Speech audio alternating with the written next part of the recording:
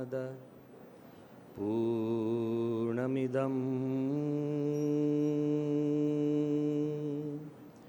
Purnat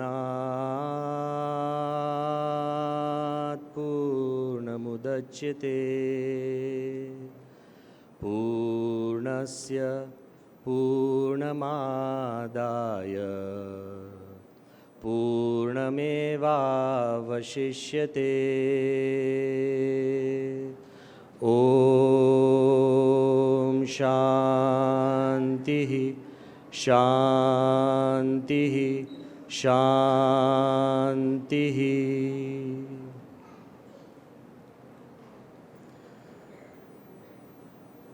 In the divine presence of Bhagavan Swaminarayan,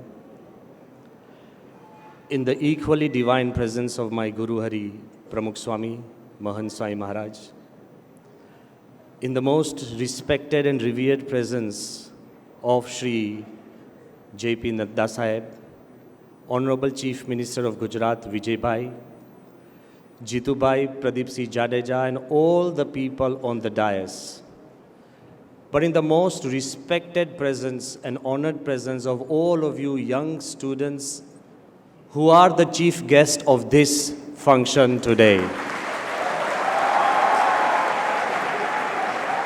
And there are thousands of others. There are thousands of others who are outside or who have not got a place in this hall. My heart reaches out to them first because it is your sheer stamina, the love to do something different that has brought all of us here together. I also congratulate the organizers for arranging this youth parliament. As you all know, a parliament is a place to discuss, deliberate, and to decide upon ideas, to form policies and pathways which can help us create a better future. But I also want to emphasize that the parliament is also a birthplace of ideas and inventions, missions and visions.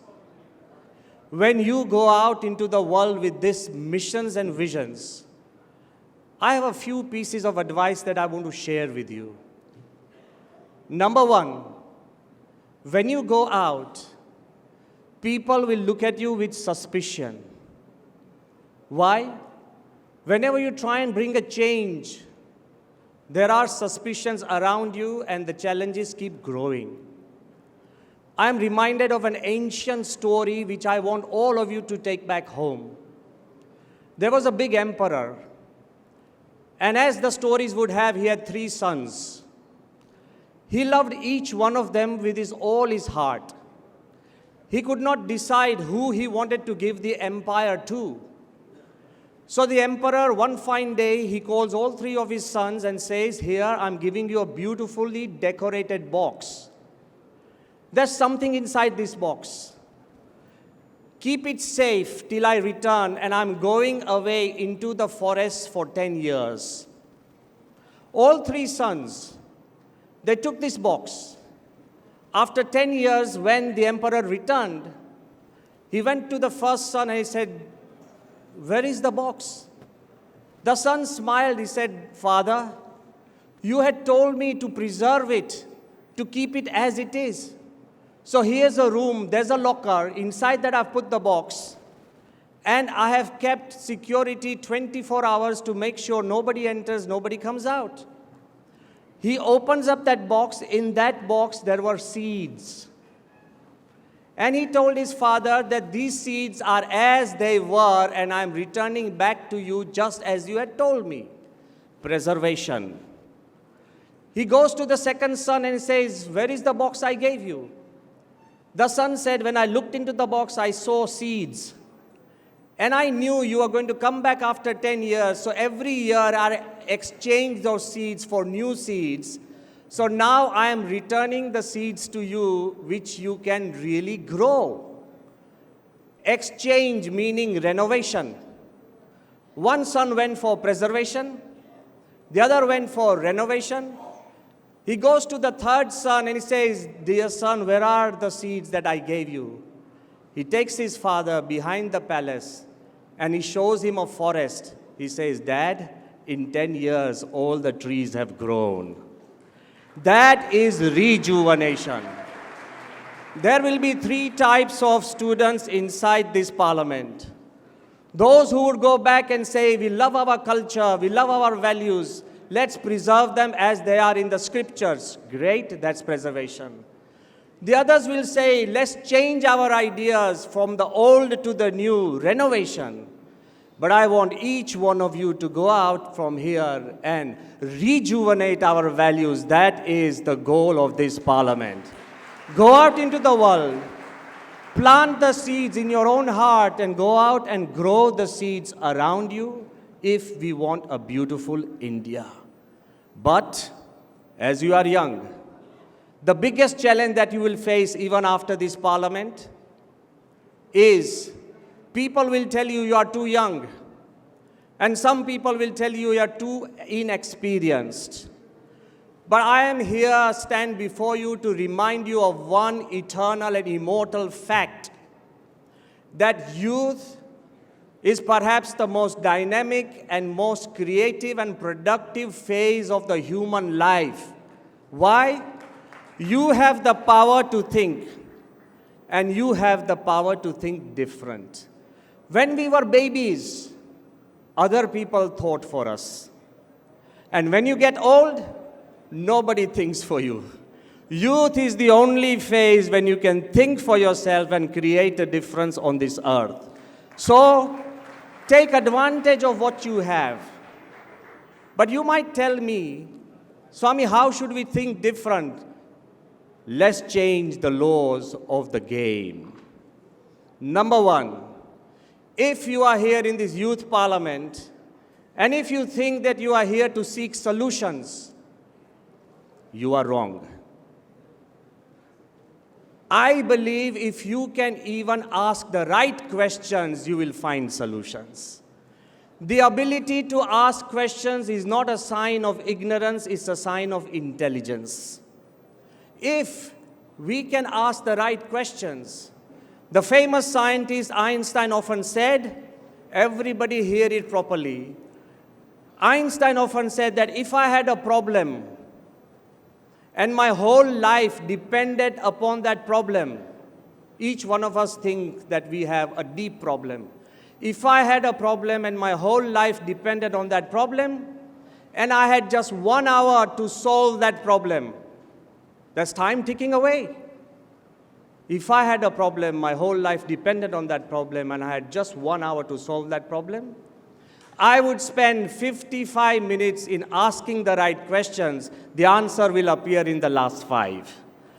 If you have the ability to ask questions, most importantly, learn to ask questions which are positive. If you don't have positivity, and if you are asking questions just for negativity, don't keep asking what's wrong in our country. Ask what you can help to set things right. If you can ask the questions positively, you will find an answer to change our nation. Let me remind you of a person whom we loved dearly. President Kalam was perhaps the most loved president that India has ever generated. I remember in 2015, just 1 month before he passed away, he had come to Gujarat to personally hand the book that he had written on His Holiness Pramukh Swami Maharaj. The title of the book was Transcendence. It was 20th June 2015. He arrived in the annexee, the circuit house, at about 12:30 at night. Tired, obviously, because he passed away in a month's time. He was not well. At 12:30 at night, he had not even eaten. While he was going to his dinner table, 12:30, 12:30 vage, while he was going, a little girl broke through the cordon. A little girl broke through the cordon. She rushed to Kalam, and you know the question she asked? She said, Dr. Kalam, how can I become the best scientist in the world? Is this the time to ask at 12:30 at night? Even her own father or mother would have said, Beta, go to sleep. tomorrow I'll answer. Look at Kalam. He was different. He bent down, he called the girl closer, and he asked, "What did you just do now?" She said, "I asked a question." Kalam said, "Then keep asking, keep asking, keep asking till you find the right answer. You will become the best scientist in the world." It is not about asking a question once. The youth should have the stamina to behold the question all their life. If you keep asking positively, if you keep asking selflessly, then God will create an environment that you will discover that answer for the whole world. I have a few questions. Nadda Sahib, I have a few questions which I keep holding in my heart.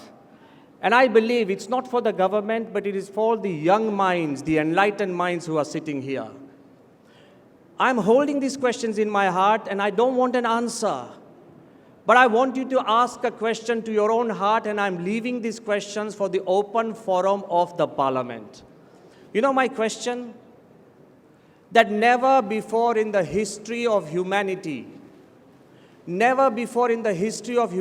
have been more peace conferences, more peace summits, more religious people talking about peace, I'm included, more leaders wanting peace, more population searching for peace. Never before in the history of humanity there have been more awareness of peace. Then why is the largest earning industry in the world armaments? I don't want an answer. Think about it. Never before in the history of humanity we've had more systems, places, more mechanisms for entertainment and happiness. Look at resorts, look at movies, look at 3Ds, look at animation, look at customized entertainment, look at entertainment on the mobile, look at video games. Never before in the history of humanity we've had more systems of entertainment. Then why are we such a bored civilization, and why the surest selling drug in the world is antidepressant? Tell me. You tell me. It should come from the youth. And the third question which I share, and I want to share with you, that never before in the history of humanity we have been more connected. Not just letters, not just telephones, not just mobiles, not just emails, not just Facebooks, not just Instagrams, not just Snapchats, not just the weird things that we connect ourselves with. Then why are we feeling so lonely when we don't see a blue tick?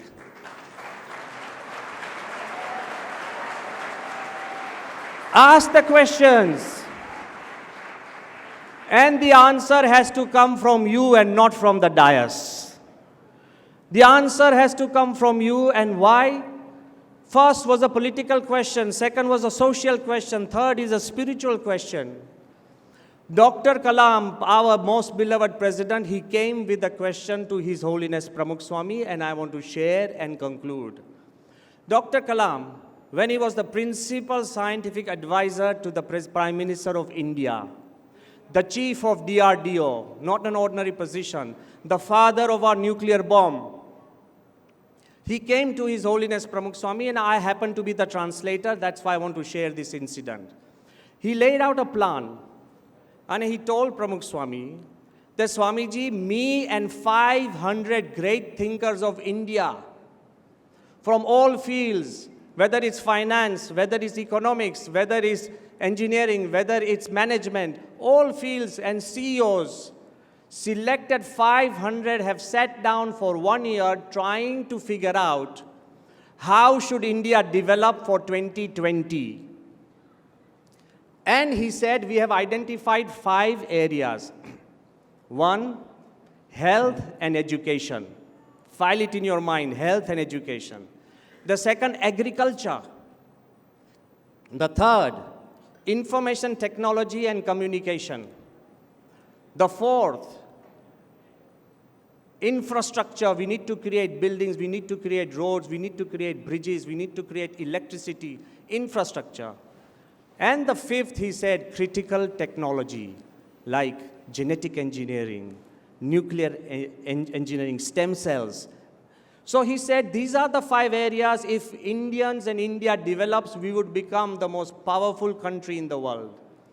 When all this was explained, by the way, Pramukh Swami did not understand a word of English, and Kalam did not understand a word of Gujarati.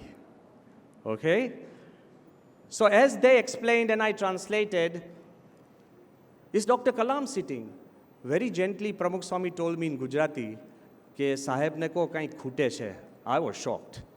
How do you tell Kalam that something is missing? And especially when somebody has said, we've thought about it for a year, 500 thinkers. Pramukh Swami very gently said, ke saheb ne ko kain khute che. Kalam asked me, what is he saying? I said, he's saying something is missing. And then Kalam asked, what is it missing, Swami?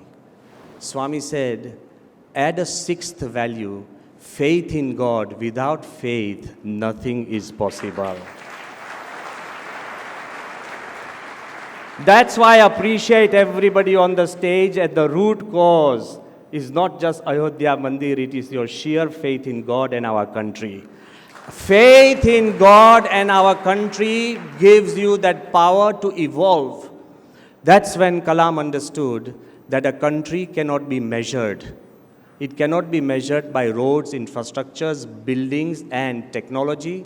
A country is measured by the caliber and character of the people it produces. That's where India has an advantage. We have an advantage because we have a past. And we have an advantage because our roots tell us we should ask questions. The great Upanishads, the great Vedas, when a Shishya sat next to a teacher, they did not just hold hands and look at their faces. They asked questions from their heart and the Guru answered completely from his heart. I want to emphasize, we belong to a land and a culture. When a little youth, Nachiketa, he also questioned his father. He questioned life. And at the end, he met face-to-face death and he questioned death and he became immortal. You should have the strength to question positively and you will become immortal. It's important that we talk about youth. The last question I want to leave you with, everybody in this place, and I think it's a very personal dilemma that I am facing as well. As I travel, everybody keeps telling us, with all love and dignity to everybody here, everybody keeps telling us that India is the youngest country. Yes or not? We have statistics that 65% of Indians are under the age of 35. We also have the statistics that 50% of Indians are under the age of 25. We also have a statistic that in the next 10 years, by 2030, we will have the largest working force. And we also have the statistics by 2050, India will become the largest economy of the world, $85 trillion. It has been tipped. We have these statistics that we are young and powerful and growing. But my question is different. When I go outside into this world, everybody should listen with their heart. When I go outside into this world and I ask any youth, where do you want to study, in India or abroad? Majority say abroad. When I ask them, where do you want to settle, India or abroad? Majority say abroad. What is good having the youngest population of the world who does not want to study here and who does not want to live here? We need to redevelop that faith in our own country and our system, and I beseech all of you to create opportunities and options for our young minds. That's important. So the most important part, more than our GDP and GNP, is our spotless and selfless love for our country and our faith in our country. Kalam often told me that we have more than 1 billion Indians, but I'm searching for Indians who are proud to be Indians.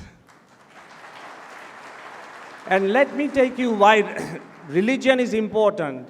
When Vivekananda Swami was asked by a girl and a woman that Swamiji, I love you, I want to be with you. She kept writing letters to Vivekananda Swami that I love you. Vivekananda Swami wrote once back to her saying, love India and then you will be able to love me. I want you to go a step further.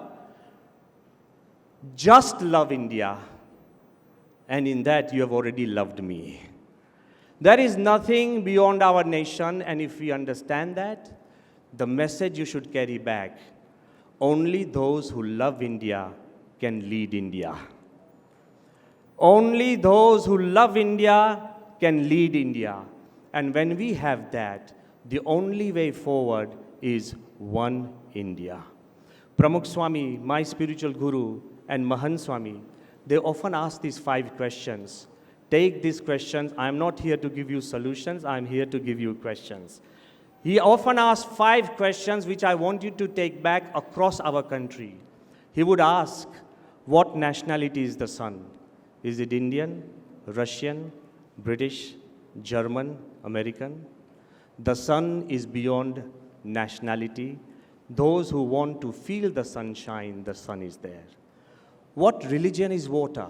Is it Christian, Muslim, Hindu, Buddhist? Religion is beyond all the differences. Water is there for those who are thirsty. It's universal. What color is air? Is it black, brown, white, yellow? Air is colorless. It is there for those who want to breathe. What caste is earth? Higher, lower, middle? Earth is beyond the caste system. It is universal. And what race does space belong to? Human race? Just because we scratch the surface of the moon and knocking on the doors of Mars? Space is there for everyone who wants to explore. Remember the 5 elements, earth, water, light, air, and space, are universal, owned by nobody and enjoyed by everybody. So is our motherland, universal, owned by nobody and enjoyed by everybody. Rise beyond the differences that divide us and create one India. If from you have that courage to ask the right questions, you have the courage to be positive, nothing on this earth can stop you and me. I'll leave you with the last idea, that people will complain that times are difficult. People will say that it is recession. People will say that there are less opportunities. But remember this story, this is your story. Once there was a boy. Every morning he would go to the seashore. And he would contemplate that once when I grow up, I will sail in a boat, go to the middle of the ocean, and tell the world that I have conquered the ocean. I want to shout and tell the world that I have conquered the ocean. Once, when nobody was there, this little boy gets into a small boat. As he is sailing into the sea, now remember, the waves on the seashore are small. The waves in the sea are huge. The fish on the seashore are small. The fish in the middle of the ocean are huge. The winds are deliberate and terrible. As the boy went into the middle of the ocean, shouting to the world that once I reach the middle of the ocean, I will tell the world that I have conquered the ocean, his boat capsized. And the boat started going deep, deep, deep, deep, deep. And once the boy was at the bottom of the ocean, you know what he said? I'll still tell the world that I have conquered the ocean, because such a mighty ocean could not keep a little boy on his chest. Here I am at the bottom of the ocean, keeping the whole ocean on my chest. I have conquered the ocean. Go outside and tell the world that you have conquered the ocean. Don't just preserve our values and renovate them. Go out and rejuvenate them. Thank you very much.